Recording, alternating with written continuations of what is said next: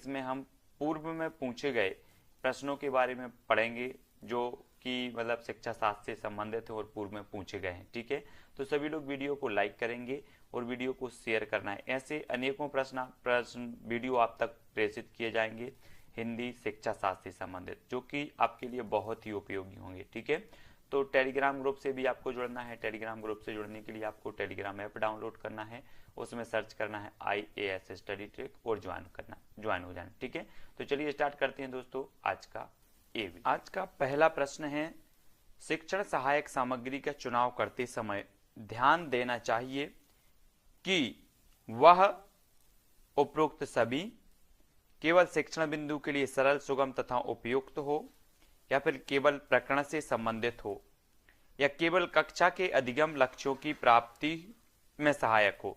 तो अपना जो प्रश्न है वो क्या कह रहा है कि शिक्षण सहायक सामग्री के चुनाव करते समय ध्यान देना चाहिए। क्या ध्यान देना चाहिए कि वह कैसा हो, केवल शिक्षण बिंदु के लिए सरल, सुगम तथा उपयुक्त हो, या फिर प्रकरण से संबंधित हो, अधिगम लक्ष्यों की प्राप्ति में सहायक हो। तब आपका उत्तर जो हो जाएगा साथियों वो क्या हो जाएगा, उपरोक्त सभी, यानी कि शिक्षण बिंदु के लिए भी सुगम, सरल, सुगम, उपयुक्त हो, और प्रकरण से संबंधित भी हो, और अधिगम स्थलों की प्राप्ति में भी सहायक हो। उपरोक्त सभी यानी कि जो एक नंबर है वो आपका बिल्कुल सही आंसर हो जाएगा। ठीक है, अगला क्वेश्चन देख लेते हैं। अगला क्वेश्चन है साथियों, किस शिक्षण सूत्र के अनुसरण से बालक में रुचि जागृत होती है।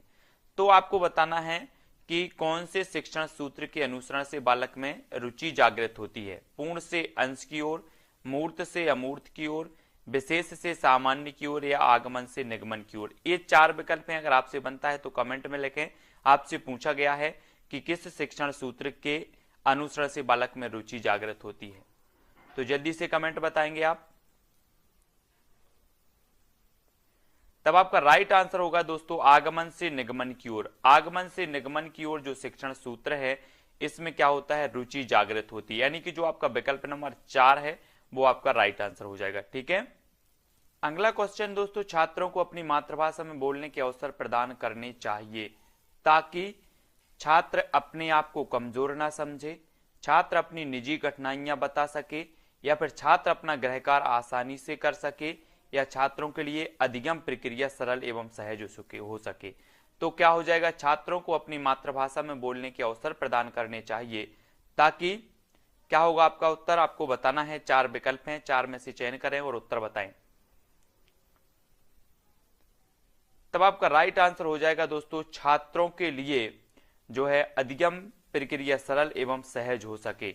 छात्रों को अपनी मातृभाषा में बोलने के अवसर प्रदान करना चाहिए ताकि छात्रों के लिए अधिगम प्रक्रिया सरल एवं सहज हो सके। ठीक है, अगला क्वेश्चन है, पठन कौशल आवश्यक है तो परोक्ष विधि, अर्थ ग्रहण, शब्द चयन एवं प्रत्यक्ष विधि किसके लिए आवश्यक है पठन कौशल। चार विकल्प में से आप चयन करेंगे। तब आपका राइट आंसर हो जाएगा दोस्तों अर्थ ग्रहण। अर्थ ग्रहण में जो है 2 नंबर जो है वो पठन कौशल आवश्यक होता है, यानी कि जो आपका विकल्प नंबर 2 है अर्थ ग्रहण वो आपको यहां पर सही हो जाएगा। ठीक है, पठन कौशल में जो आवश्यक होता है वो क्या होता है, अर्थ ग्रहण आवश्यक होता है। 2 नंबर आपका बिल्कुल सही हो जाएगा। अगला क्वेश्चन है दोस्तों, औपचारिक एवं अनौपचारिक संबंधों में किस तरह की भाषा का प्रयोग करना चाहिए। एक तरह की भाषा, कठिन भाषा, सामान्य भाषा, या फिर अलग अलग भाषा। तब आपको बताना है कि औपचारिक एवं अनौपचारिक संबंधों में किस तरह की भाषा का प्रयोग करना चाहिए। चार विकल्प हैं, चयन करें अपने उत्तर का। तब आपका बिल्कुल सही आंसर होगा अलग अलग भाषा। अलग अलग भाषा यानी कि जो आपका विकल्प नंबर 4 है वो यहां पर बिल्कुल सही हो जाएगा। ठीक है, औपचारिक एवं अनौपचारिक संबंधों में किस तरह की भाषा का प्रयोग करना चाहिए, तो वो अलग अलग भाषा, और 4 नंबर आपका बिल्कुल सही हो जाएगा। अगला क्वेश्चन है दोस्तों, प्रयोग या प्रयोक्ता के आधार पर इनमें से कौन सी 2 भाषाएं नहीं है। कौन सी 2 भाषाएं नहीं है बताना है। विकल्प नंबर 1 है कृत्रिम और अकृत्रिम भाषा, 2 है राष्ट्र और राजभाषा, संपर्क और व्यावसायिक भाषा, या साहित्यक और बोलचाल की भाषा।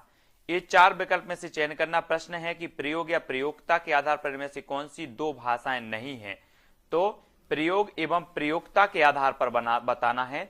तब आपका राइट आंसर जो हो जाएगा वो क्या हो जाएगा, वो हो जाएगा कृत्रिम और अकृत्रिम भाषा। यानी कि जो विकल्प नंबर आपका 1 है वो बिल्कुल सही हो जाएगा। ये प्रयोग और प्रयोगता के आधार पर जो भाषा नहीं होती वो कृत्रिम और अकृत्रिम भाषा नहीं होती है। अगला क्वेश्चन है, भाषा शिक्षण में विभिन्न स्तरों के बच्चों की चुनौतियों के लिए एक सफल दृष्टिकोण है तो कौन सा है? मनोवैज्ञानिक दृष्टिकोण, आध्यात्मिक दृष्टिकोण, वैज्ञानिक दृष्टिकोण या फिर समाजशास्त्रीय दृष्टिकोण। तब आपको सही उत्तर बताना है कि भाषा शिक्षण में विभिन्न स्तरों के बच्चों की चुनौतियों के लिए एक सफल दृष्टिकोण कौन सा है? तो आपका राइट आंसर हो जाएगा दोस्तों मनोवैज्ञानिक दृष्टिकोण। यानी कि जो आपका विकल्प नंबर 1 है वो यहां पर 1 नंबर बिल्कुल सही हो जाएगा। ठीक है, अगला क्वेश्चन है, भाषा की परिपक्वता से तात्पर्य है, क्या तात्पर्य है? व्याकरण नियमों की जानकारी होना, भाषा का अधिकाधिक प्रयोग करना, भाषा के अवयवों और स्वरों पर नियंत्रण होना या फिर विविध भाषाओं की जानकारी होना। तो भाषा की परिपक्वता से क्या तात्पर्य है? तब आपका प्रश्न क्रमांक 31 का आंसर हो जाएगा व्याकरणिक नियमों की जानकारी होना। यानी कि जो विकल्प नंबर 1 है वो आपका बिल्कुल भाषा की परिपक्वता से जो तात्पर्य होता है वो विकल्प नंबर 1 बिल्कुल आपका सही हो जाएगा। अगला क्वेश्चन है, भाषा सीखने की प्रक्रिया में बालक सर्वप्रथम किस भाषा को सीखता है? देवभाषा, राष्ट्रभाषा, मातृभाषा या फिर राजभाषा। तो सभी को पता है कि भाषा सीखने की प्रक्रिया में जो बालक है सर्वप्रथम किस भाषा को सीखता है? तो आपका उत्तर क्या होगा? मातृभाषा। यानी कि जो विकल्प नंबर आपका 3 है वो आपका बिल्कुल सही हो जाएगा। ठीक है, अगला क्वेश्चन देख लेते, भाषा अधिगम में किन छात्रों को कठिनाई नहीं होती? तो किन छात्रों को कठिनाई नहीं होती? जिसके अभिभावक शिक्षित हों, जिसमें आत्मविश्वास की कमी हो, जिनका मानसिक स्वास्थ्य ठीक हो या जिसकी पारिवारिक स्थिति ठीक हो। तो भाषा अधिगम में किन छात्रों को कठिनाई नहीं होती बताना है हमें। तब आपका राइट आंसर क्या हो जाएगा? जिनका मानसिक स्वास्थ्य ठीक हो। यानी कि जो आपका विकल्प नंबर 3 है वो यहां पर सही हो जाएगा। जिनका मानसिक स्वास्थ्य ठीक हो उनको क्या नहीं होती? भाषा अधिगम में जो है कठिनाई नहीं होती। यानी कि जो 3 नंबर है वो आपका बिल्कुल यहां पर सही हो जाएगा। अगला क्वेश्चन है, कक्षा में प्रयोग की गई कोई भी सामग्री तभी शैक्षिक सामग्री कही जा सकती है जब वह शिक्षक की रुचि के अनुरूप हो, छात्रों के मनोरंजन में सहायक हो, कक्षा के किसी उद्देश्य तक पहुंचने में असफल हो या वह सीखने सिखाने में उपयोगी हो। तो आपका राइट आंसर क्या हो जाएगा? कक्षा में प्रयोग की गई कोई भी सामग्री तभी शैक्षिक सामग्री कही जा सकती है जब वह क्या हो? वह सीखने और सिखाने में उपयोगी साबित हो। यानी कि जो विकल्प नंबर आपका डी है वो बिल्कुल यहां पर सही आंसर हो जाएगा। ठीक है, अगला क्वेश्चन देख लेते हैं। अगला क्वेश्चन है दोस्तों, स्कूलों में बालकों को सुनने की प्रक्रिया को बढ़ाने के लिए उपरोक्त सभी केवल विभिन्न घटनाओं को सुनना चाहिए, केवल कविताएं सुनानी चाहिए या केवल कहानी सुनानी चाहिए या उपरोक्त सभी? तो स्कूलों में बालकों की सुनने की प्रक्रिया को बढ़ाने के लिए जो है घटनाओं को सुनाना चाहिए, कविता सुनानी चाहिए, कहानी सुनानी चाहिए। यानी कि जो विकल्प नंबर 1 है वो बिल्कुल सही हो जाएगा, उपरोक्त सभी। ठीक है, प्रश्न क्रमांक 36। अगला क्वेश्चन देख लेते हैं। अगला क्वेश्चन है, सुलेख से क्या तात्पर्य है? स्वयं से लिखा हुआ आलेख, सुना हुआ आलेख, सुंदर लेख या लेख की सुंदर कल्पना। तो सुलेख से क्या तात्पर्य हो जाएगा? तब आपका राइट आंसर क्या हो जाएगा? सुलेख से तात्पर्य होता है सुंदर लेख। सुंदर लेख यानी कि जो विकल्प नंबर आपका 3 है वो यहां पर बिल्कुल सही हो जाएगा। ठीक है, अगला क्वेश्चन है, किसी देश या प्रदेश के राजकाज या प्रशासन में जिस भाषा का प्रयोग किया जाता है उस भाषा को क्या कहा जाता है? आपको बताना है। तो उत्तर क्या हो जाएगा? प्रदेश की जो राजकाज या प्रशासन की भाषा होती है उसे क्या कहा जाता है? राजभाषा। यानी कि जो विकल्प नंबर आपका 4 है वो बिल्कुल राजभाषा यहां पर सही हो जाएगा। अगला क्वेश्चन है, सुंदरम कक्षा 8 का छात्र है, उसका सतत आकलन करने में सबसे अधिक क्या महत्वपूर्ण है? उसका सतत आकलन करने में सबसे अधिक महत्वपूर्ण क्या है? मौखिक परीक्षा, लिखित परीक्षा, भाषा प्रयोग की क्षमता या फिर व्याकरण की बारीक जानकारी। तो आपको बताना है 4 की सुंदरम जो है वो कक्षा 8 का छात्र है, उसका सतत आकलन करने में सबसे अधिक क्या महत्वपूर्ण है? सबसे अधिक महत्वपूर्ण बताना है। 4 विकल्प हैं। तब आपका राइट आंसर क्या हो जाएगा? मौखिक, लिखित, भाषा प्रयोग की क्षमता या व्याकरण की बारीक जानकारी। तो आपका उत्तर होगा दोस्तों विकल्प नंबर 3 यानी कि भाषा प्रयोग की क्षमता आपका बिल्कुल राइट आंसर हो जाएगा। हमारा जो अगला प्रश्न है, शिक्षण अधिगम सामग्री के बहुमुखी स्रोत नहीं है तो कौन नहीं है? चार्ट, ब्लैक बोर्ड, बेंच या प्रोजेक्टर। बहुमुखी स्रोत बताना है, कौन नहीं है शिक्षण अधिगम सामग्री के। तब आपका राइट आंसर क्या हो जाएगा? अगर आपसे बनता है तो कमेंट में जरूर लिखें। आपका राइट आंसर होगा दोस्तों बेंच। बेंच यानी कि जो विकल्प नंबर 3 है, शिक्षण अधिगम सामग्री के बहुमुखी स्रोत नहीं है तो बेंच नहीं है। 3 नंबर आपका सही हो जाएगा यहां पर। ठीक है, अगला क्वेश्चन है, शिक्षक को पुस्तक हमेशा किस हाथ में रखनी चाहिए? इनमें से कोई नहीं, बाएं हाथ में, दाएं हाथ में या फिर दोनों हाथों में। तो जल्दी से उत्तर बताना है आपको, शिक्षक को पुस्तक हमेशा किस हाथ में रखनी चाहिए। 4 विकल्प हैं और आपका उत्तर जो हो जाएगा वो हो जाएगा बाएं हाथ, यानी कि जो विकल्प नंबर आपका 2 है वो बिल्कुल सही हो जाएगा। ठीक है, बाएं हाथ में रखनी चाहिए शिक्षक को हमेशा पुस्तक।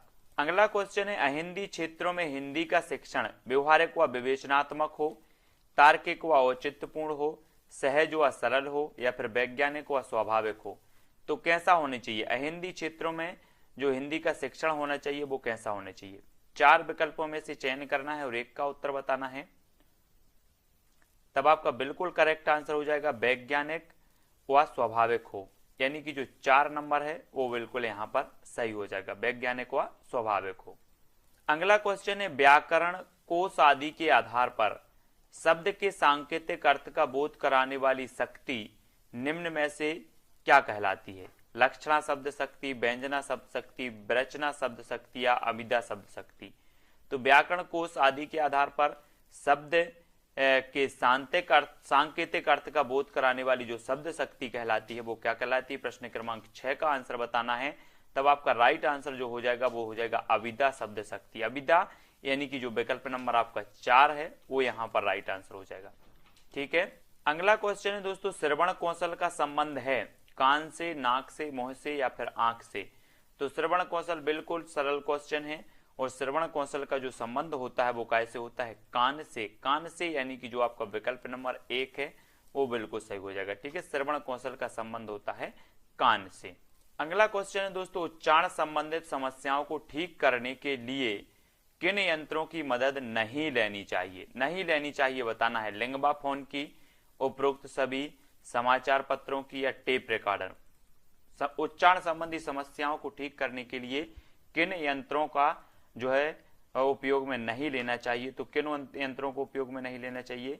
तब आपका उत्तर क्या होगा? समाचार पत्र, यानी कि जो विकल्प नंबर 3 है वो आपका सही हो जाएगा। ठीक है, उच्चारण संबंधित समस्याओं को ठीक करने के लिए किन यंत्रों की मदद नहीं लेनी चाहिए? तो समाचार पत्र आपका 3 नंबर बिल्कुल आंसर सही हो जाएगा। अब अगला क्वेश्चन है दोस्तों, महाराष्ट्र की राजभाषा इनमें से कौन सी है? बम्बैया, मराठी, टपोरी या फिर हिंदी। महाराष्ट्र की बताना है आपको। तब आपका बिल्कुल सही आंसर क्या हो जाएगा? कमेंट में लिखें अगर आपसे बनता है तो। महाराष्ट्र की जो राजभाषा हो जाएगी वो हो जाएगी मराठी। मराठी यानी कि जो विकल्प नंबर आपका 2 है वो यहाँ पर बिल्कुल आंसर सही हो जाएगा। अगला क्वेश्चन है दोस्तों, भाषा शिक्षक में निम्नलिखित में से कौन सा गुण आवश्यक नहीं है? कौन सा गुण आवश्यक नहीं? धनी व उच्च पद पर आसीन, प्रभावशाली व्यक्तित्व व उत्तम संगठन कर्ता, व्यक्तिक भिन्नताओं का ज्ञान व सही मानसिक स्वस्थ, या फिर जिस भाषा में पढ़ा रहे हो उस भाषा पर अधिकार। तो कौन सा गुण आवश्यक नहीं है बताना है। नहीं है तो कौन सा नहीं है? तब 4 कम प्रश्न है, 4 विकल्प हैं, 4 में से एक का चयन करके आप कमेंट में लिखें और इसका सही उत्तर होगा धनी व उच्च पद पर आसीन। ये भाषा शिक्षक में जो है गुण आवश्यक नहीं है, यानी कि जो 1 नंबर है वो आपका यहाँ पर बिल्कुल आंसर सही हो जाएगा। भाषा एक उपकरण के रूप में प्रयोग की जाती है। उक्त सभी केवल क्षमताओं का विकास करने में, केवल मानव सभ्यता एवं संस्कृति की पहचान करने में या केवल सीखने में। तो भाषा एक उपकरण के रूप में प्रयोग की जाती है, तो आपको बताना है उत्तर क्या हो जाएगा? उत्तर हो जाएगा साथियों इसका उपरोक्त सभी। उपरोक्त सभी यानी कि जो विकल्प नंबर 1 है, क्षमता मतलब क्षमताओं का विकास करने में भी, मानव सभ्यता संस्कृति की पहचान करने में भी और सीखने में भी, यानी कि जो उपरोक्त सभी विकल्प नंबर 1 है वो राइट आंसर हो जाएगा। अगला क्वेश्चन है, कक्षा में छात्रों की सक्रियता देखी जाती है शिक्षक की हाँ में हाँ मिलाने से, शोर मचाने में, मौन बैठने में या सुनने और बोलने में। तो कक्षा में छात्रों की सक्रियता देखी जाती है, कैसे में देखी जाती है? 4 विकल्प हैं, चयन करें और उत्तर बताएं। उत्तर होगा दोस्तों विकल्प नंबर सुनने और बोलने, यानी कि 4 नंबर आपका बिल्कुल सही होगा। कक्षा में छात्रों की सक्रियता देखी जाती सुनने और बोलने में, 4 नंबर आपका बिल्कुल सही है। अगला क्वेश्चन है दोस्तों, कक्षा में प्रश्न पूछना, साहित्यिक कार्यक्रम कराना, पाठों का अभ्यास कराना, मौखिक लिखित कार्य कराना आदि किस सिद्धांत के अंतर्गत आती है? आपको उत्तर बताना है। क्रियाशीलता का सिद्धांत, अनुकरण का सिद्धांत, अभिप्रेरणा एवं रुचि का सिद्धांत या अनुबंधन का सिद्धांत।